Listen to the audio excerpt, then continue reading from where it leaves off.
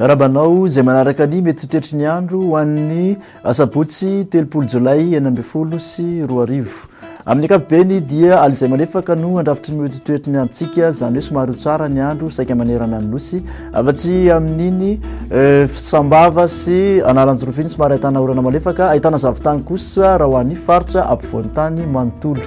ny tolakandro kosa dia mbola ahitana orana malefaka hatrany amin'iny sambava sy analanjorofiny ary somary andrahona ny andro raha ho an'ny faritra atsimandrefana ahitana orana tandrifondrahona kosa raha ho an'ny taolanaro ary fandimby ndrahona sy masoandro ho an'ny faritra sisa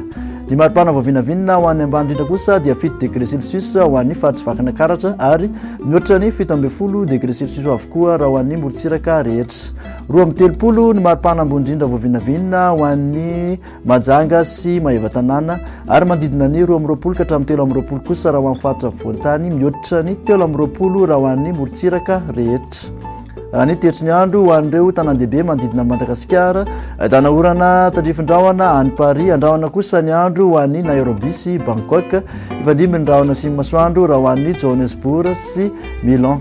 raha ny toetry ny andro ho an'ny nosy manodidina ny Madagasikara ifandimby avokoa ny rahona sy masoandro raha ho an'ny Port-Louis, Seychelles, Comores ary Saint-Denis dia izay indray ary tompoko no azo atolotra anao amin'ity an'io ty manasanao amin'ny manaraka indray veloma tompoko